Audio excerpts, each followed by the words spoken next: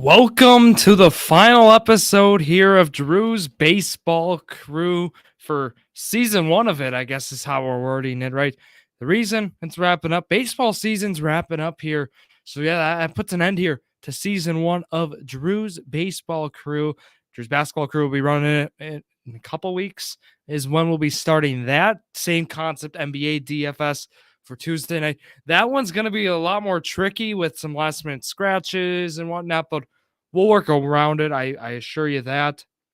No hat, as you see. I'm not wearing my hat. My hat is back there. You see it back there. Yeah. So if you want a hat, again, $15, reach out to myself at Drew Sports Crew. We'll take care of you, get you that hat. But look, we got a lot of stuff to talk about here on the final episode of Drew's Baseball Crew for season one. So let's go right to it. Right, the starting pitcher report for October 4th, Tuesday, October 4th, 2022. We would not have these games if there was not a lockout. Fun fact, right? Keep that in mind.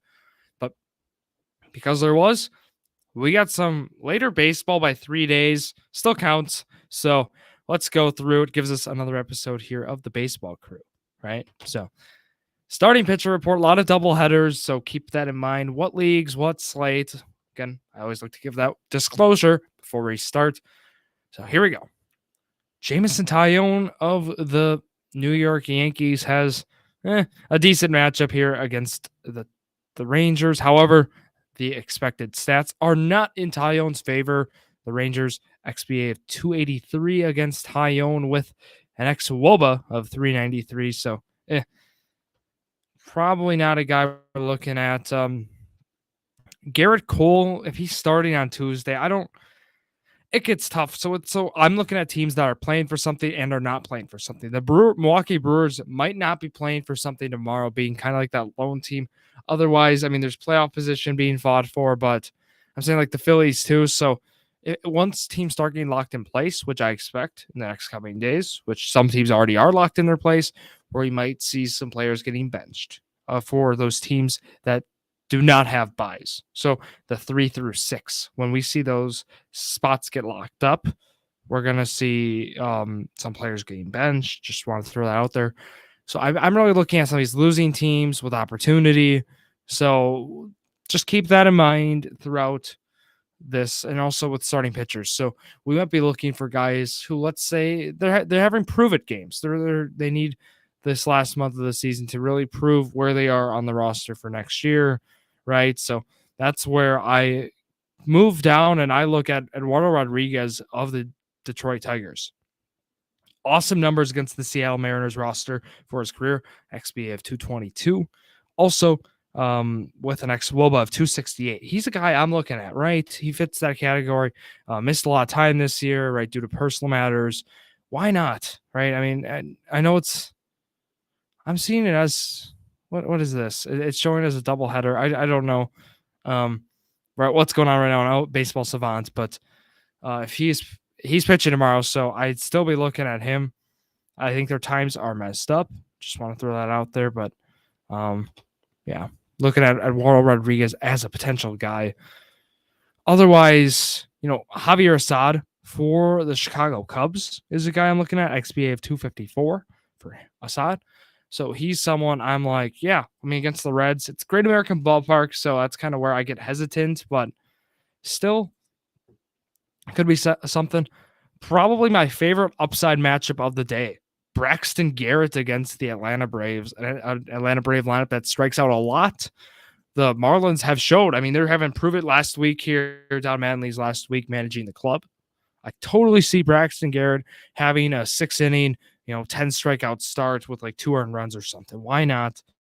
And this last week, he's a guy who could have a prove it start, perfect guy for that. Otherwise, I'm looking at, it's hard to say how long Verlander goes for the rate. That's why taking these upside guys, it's tough to do.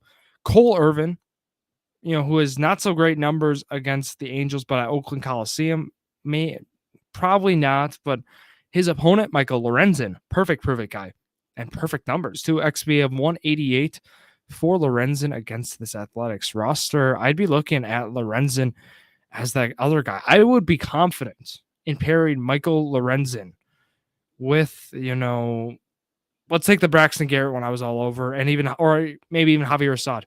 I'd be taking two of those guys potentially, and I feel pretty good about it, because not to say that these guys won't try. Like, I mean, the for the teams that are in the playoffs already, obviously they're going to try, but the concern stems to the fact that their managers might be the ones. It might be something out of their control. So I'm trying to. The tough part about MLB DFS is trying to predict factors out of their control, right, out of the player's control. And I have a feeling, right, like we could see Sean Manaea get pulled. Maybe not, but for a team that does not get buys who clinched a playoff spot, totally could see it. Carlos Rodon, then for the Giants, he's probably like that high floor guy. You know, if you want to pair him against, I could totally see that Rodon being a guy, maybe pairing him with Lorenzen, maybe him and Garrett. That's where I'd go with that. That's going to probably wrap up the starting pitcher report. Not much, because like I'm not going to give you Julio Urias.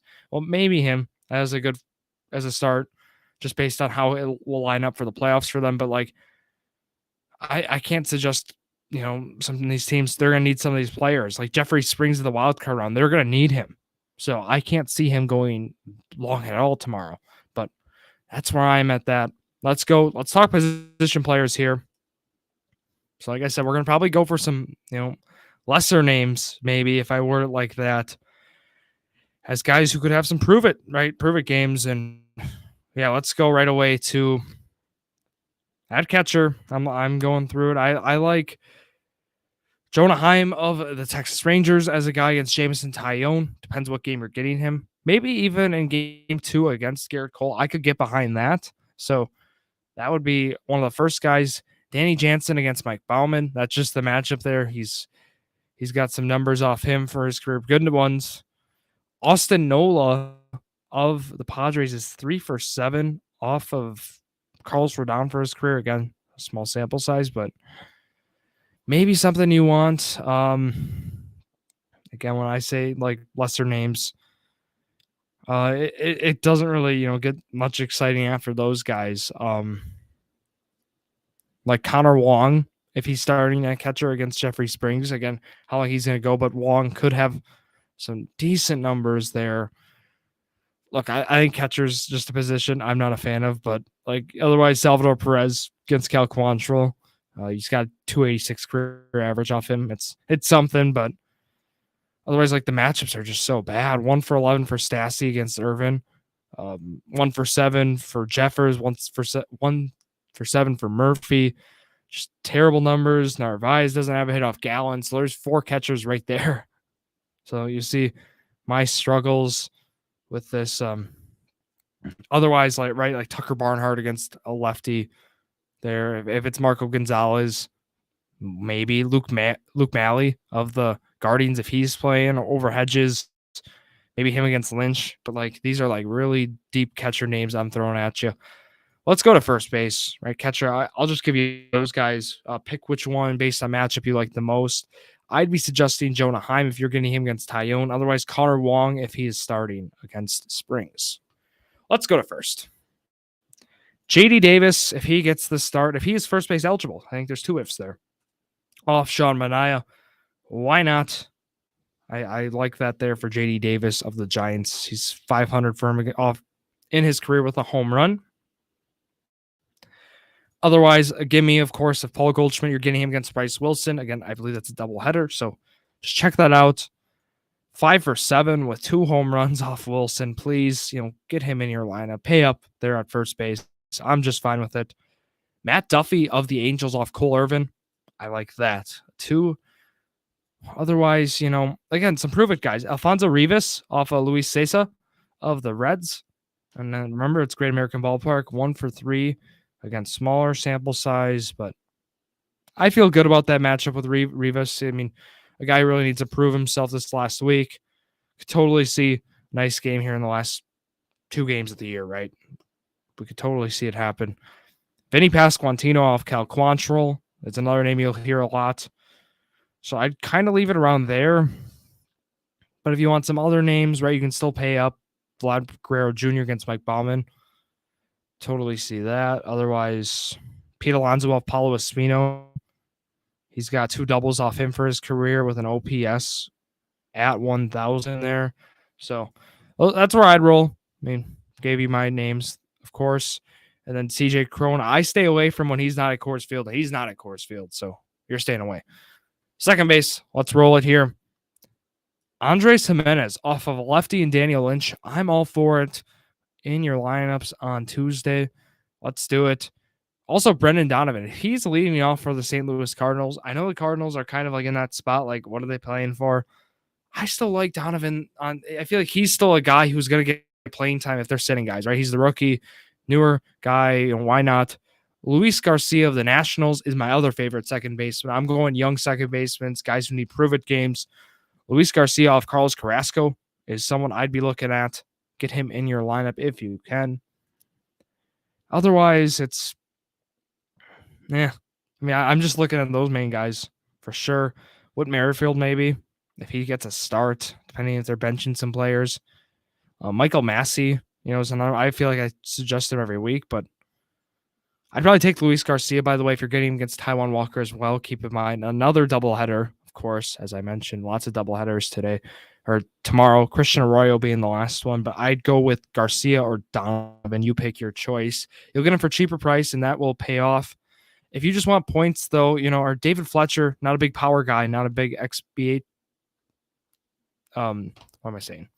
I'm saying extra base hits, but I said XBAH, saying just the acronym. I don't know why, but he could be someone, again, as consistent at 11 for 20. So I would say David Fletcher but if you're chasing upside, right, it's Donovan and Garcia for me. Third base, Wilmer Flores leads the way off Sean Manaea, career 7 for 19 off him with only one strikeout in 19 plate appearances. Yes, please, to Sean Manaea on Tuesday. Otherwise, Jose Ramirez off Daniel Lynch. Some awesome numbers for him. He's got 4 walks to 1 strikeout for his career off him. I love those numbers. Heimer Candelario, seems like I suggest him a lot too. He's got a 375 average for him. OPS over 800 off of there. Marco Gonzalez. Joey Wendell, the leadoff man for the Marlins off Jake Odorizzi.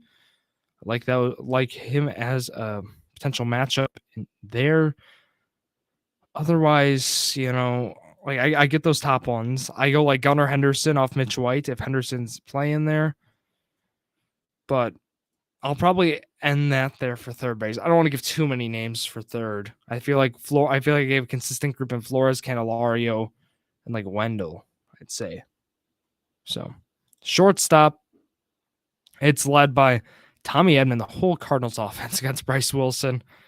7 for 8 for his career with a home run is Tommy Edman. I like your odds there if you got him. Enrique Hernandez off Jeffrey Springs, 571 average with an OPS. Insane numbers. But 9 plate appearances is the sample size, so keep that in mind. Boba shut off Mike Bauman. He's got good numbers too. Corey Seager off Jameson Tyone. I say yes to Seager if you get him against Tyone. No if you get him against Cole, so keep that in mind. Ahmed Rosario against Daniel Lynch. I feel like every week I take either Rosario or Andres Jimenez, but they've been very well, so it's paid off. Nico Horner at short off Sesa. I could see myself doing that. Otherwise, that's probably it. I mean, I'll throw CJ Abrams maybe in there at the end as like, if you don't like any of the options I said, you take him. That's where I'd go. So, leaders, of course, there were Tommy Edman for sure, and then Enrique Hernandez. If you can get him at short, keep in mind some positions you can't get players at, depending on where you play, of course, but Edman for sure. Maybe Bichette you throw in there, but yeah, Ahmed Rosario being the other guy. Let's go to the outfield here before we wrap up here on this Monday night. So, outfield-wise, we're looking at like guys, been hot, right? Taylor Ward's one who stands out. His career, 500 average off him and off of Cole Irvin in 14 plate appearances, 2 walks to 2 strikeouts. Yes, please, to Taylor Ward on Tuesday for sure. Other ones, it's, he stands out right away, right? Luis Rengifo of the Angels. It might be an Angels stack, which in Oakland Coliseum might be weird to do, but it might be one of those nights. So That could be something. Dylan Carlson. I'm suggesting all the Cardinals. Just pick your favorite Cardinals. Pick like 2 or 3, right? Off Bryce Wilson, 4 for 8 for his career. Then Giancarlo Stanton, John Gray. He's got a 308 average for his career with 2 home runs. Love those numbers. More outfielders.